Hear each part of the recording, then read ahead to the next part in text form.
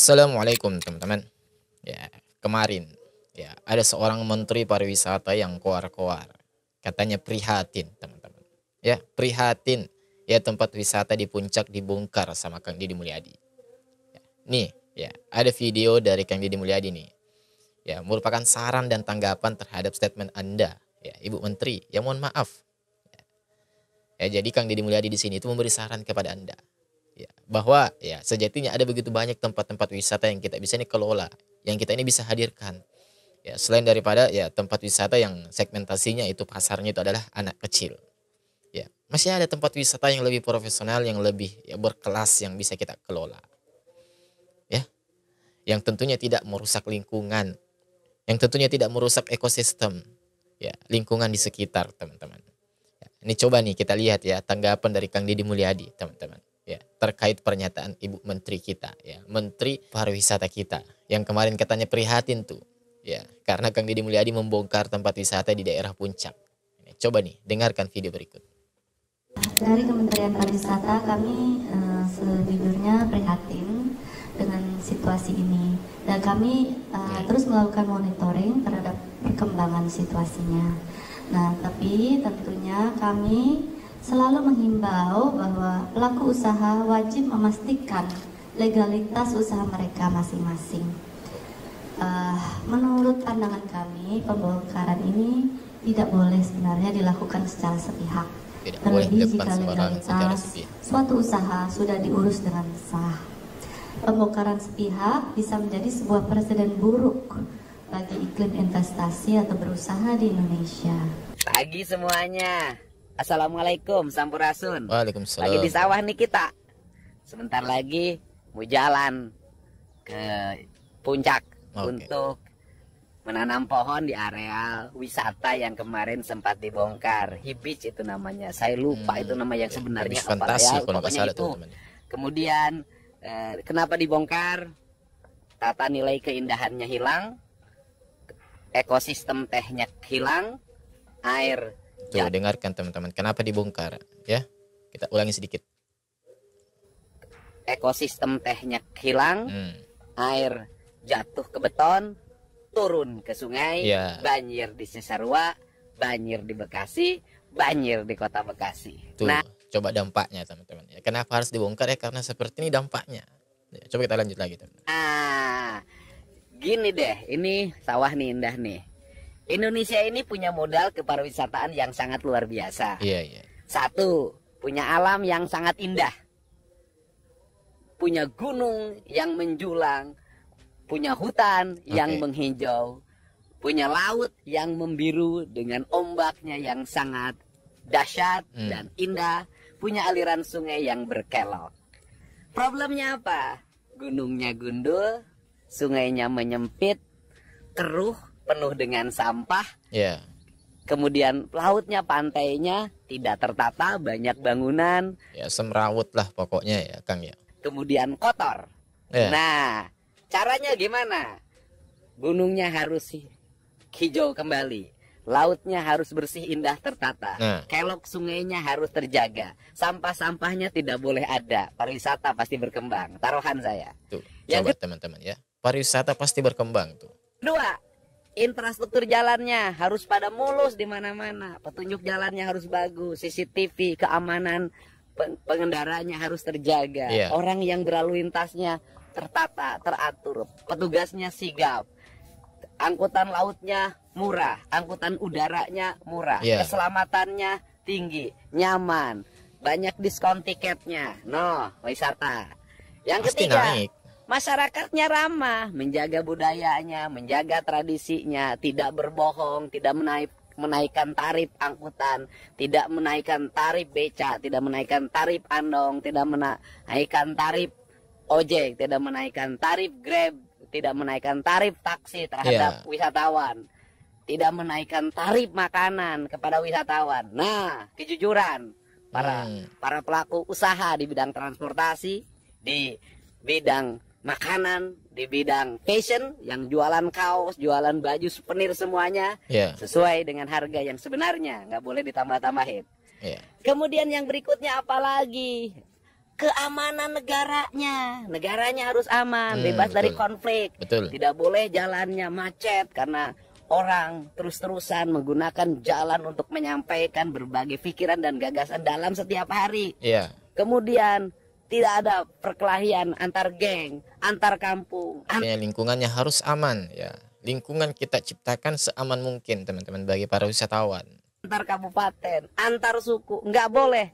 Harus tertib negaranya, harus nyaman negaranya, tidak boleh ada pemalakan, tidak boleh ada premanisme, harus bersih. Kemudian yang berikutnya adalah apalagi?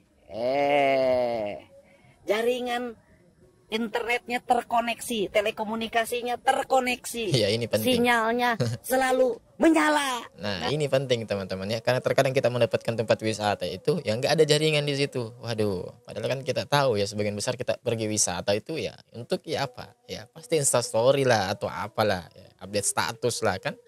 Itu hal-hal yang lumrah dilakukan oleh masyarakat kita, teman-teman. Yang masalahnya kalau nggak ada jaringan di situ, wah, itu suatu masalah juga tuh sebenarnya. Nah, beliau berpikir sampai ke arah apa ya?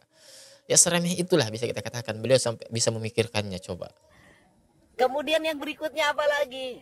Pemerintahnya ramah terhadap negara-negara lain, bercerita tentang bagaimana keadaan negaranya, bercerita dengan sejarahnya, bercerita tentang bagaimana masa depan negaranya.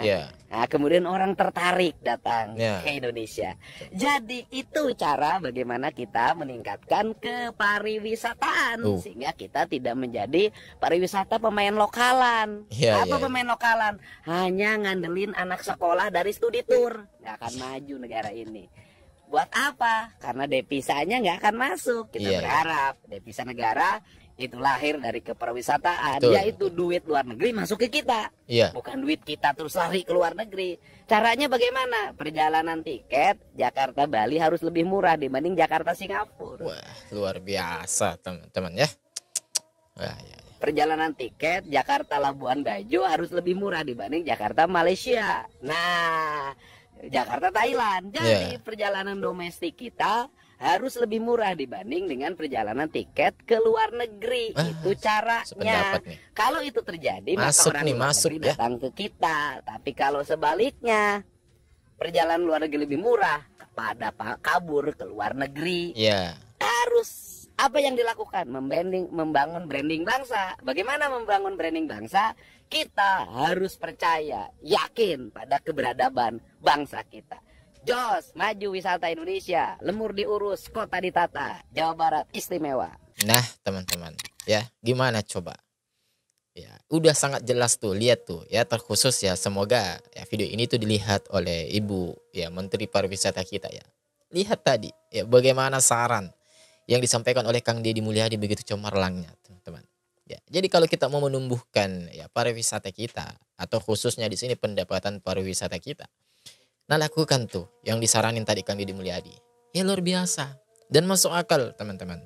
Ya setidaknya beliau tadi sampaikan ada beberapa poin ya. Ya pertama dari gunungnya, lautnya dibersihkan. Ya kemudian rutenya, ya jalurnya menuju ke tempat wisata itu diperbaiki. Ya kalau masih ada jalanan yang lubang-lubang, ya itu diperbaiki. Ya karena kita berwisata kalau jalanan rusak juga ya itu akan menghilangkan mood kita, teman-teman. Ya kita niat wisata itu untuk menyenangkan hati, untuk berbahagia. Tetapi kalau rutenya, jalanannya menuju tempat lokasi itu hancur, ya Allah. Bukannya kita ini happy, bukannya kita ini senang berwisata, justru yang ada kepala kita pusing, teman-teman. Ya. Dan itu ada begitu banyak, masih ada begitu banyak tempat-tempat wisata itu yang jalanannya akses menuju ke lokasi itu amburadul pokoknya, teman-teman. Yang kemudian apa lagi? Ya lingkungannya ya harus aman, ya tertib. Ya kemudian masyarakat sekitarnya itu harus ya beradab atau ya istilahnya sopan santun lah. Ya karena kita mengaca di beberapa kejadian yang lalu sempat viral tuh. Ya entah itu di daerah mana ya, di daerah Manado kalau nggak salah, di mana wallahu alam, kalau koreksi kalau saya salah ya. Ada wisatawan asing yang berwisata di sana, kemudian ya malah mendapatkan hal yang tidak mengenakan. Ya anak kecil ya bocil-bocil itu di daerah itu justru yang menghujat atau mengeluarkan kata-kata yang negatif kepada si bule ini, teman-teman. Ya si orang asing ini ya dipikirnya si bocil ini itu nggak mengerti tuh bahasa yang diucapkan si bocil itu tadi. Padahal si ya orang asing ini, si bule itu tadi itu mengerti bahasa Indonesia. Akhirnya apa? ya, bule ini kurang, ya istilahnya kurang nerima lah atau cukup keberatan, kemudian di-upload lah di sosial media, tersebar lah teman-teman, ya, sampai channel-channel mungkin sampai ke luar negeri. Akhirnya apa, negara kita lah lagi-lagi tercoreng namanya, ya karena itu tadi ya SDM, ya mohon maaf, SDM di sekitarnya itu mungkin ada sebagian dari mereka itu yang ya Allah alam mungkin ya, belum belajar atau tidak diajar ya tata krama dan lain sebagainya. Coba kalau masyarakat sekitarnya ya ramah, ya murah senyum, ya beradab, beretika, maka otomatis para wisatawan juga itu akan senang untuk mengunjungi tempat-tempat wisata. Ya. Jadi sangat masuk akal yang disampaikan oleh Kang Deddy Mulyadi tadi, ya saran yang disampaikan Kang Deddy Mulyadi tadi. Coba, ya. Masa pemikiran seperti ini itu tidak dipikirkan oleh ya Ibu Menteri Pariwisata kita? Coba, ya saya bertanya nih ya. Masa pemikiran seperti itu tidak dipikirkan? Coba. Nah, harusnya pemikiran Kang Deddy Mulyadi ya itu diketahui oleh ya Ibu Menteri kita ini satu ini, teman-teman. Ya. Coba. Bukan justru membela, dalam kutipnya membela atau menyayangkan, ya prihatin katanya terhadap kebijakan Kang Deddy Mulyadi membongkar tempat wisata di era puncak.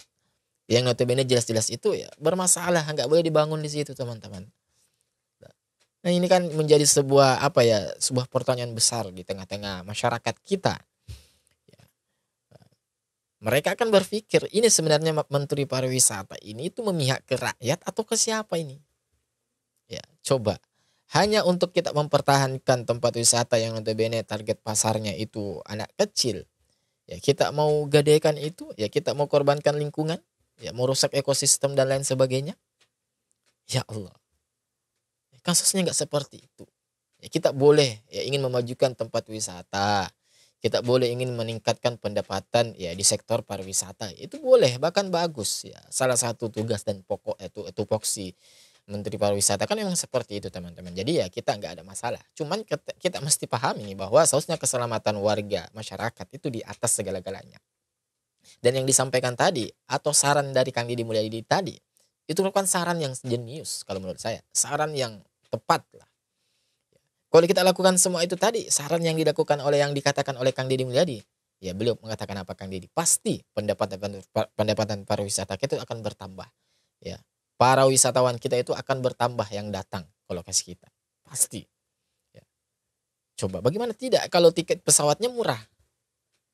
Ya, bagaimana tidak kalau di daerah wisata tersebut itu jaringan kita terjaga, terjamin. Iyalah teman-teman, sangat masuk akal. Kalau semua hal yang disampaikan tadi oleh Kang Deddy Mulyadi kita lakukan, ya, sangat masuk akal pendapatan pariwisata kita itu bertambah.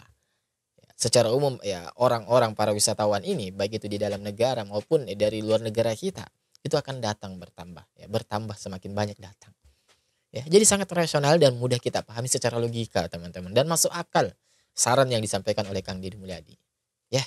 Jadi jangan ujuk-ujuk katanya prihatin lah apalah sebagai macam cara ya, katanya pembongkaran ini ya tidak sesuai prosedur lah atau apalah ya, dan lain sebagainya. Ya Allah, Anda sebenarnya memihak kepada rakyat atau kepada investor nih? Ini pertanyaan loh ya, saya bertanya kepada Anda, Bu. Ya, semoga saja ya setelah melihat video ini atau melihat ya mendengar saran daripada Kang Deddy Mulyadi ya, Ibu pariwisata kita ini semakin ya bisa mengetahui lah ya dan lebih ya istilahnya semangat lah ya untuk menumbuhkan nilai-nilai pariwisata. Ya, kita pasti dukung kok. Ya, yang namanya Indonesia ini tentu memiliki banyak sektor-sektor yang kita bisa gali untuk dijadikan tempat pariwisata, teman-teman. Mungkin cukup demikian. Ya, gimana menurut kalian ya teman-teman? Silakan kalian komen di kolom komentar kita di bawah. Ya, ramaikan teman-teman. Ya, kalau perlu apapun saran kalian terhadap Kang Deddy Mulyadi atau Ibu Menteri Pariwisata kita ini, ya silakan sampaikan di bawah. Ya, insya Allah kita ketemu lagi di video selanjutnya. Wassalamualaikum warahmatullahi wabarakatuh. Barakallahu fikum.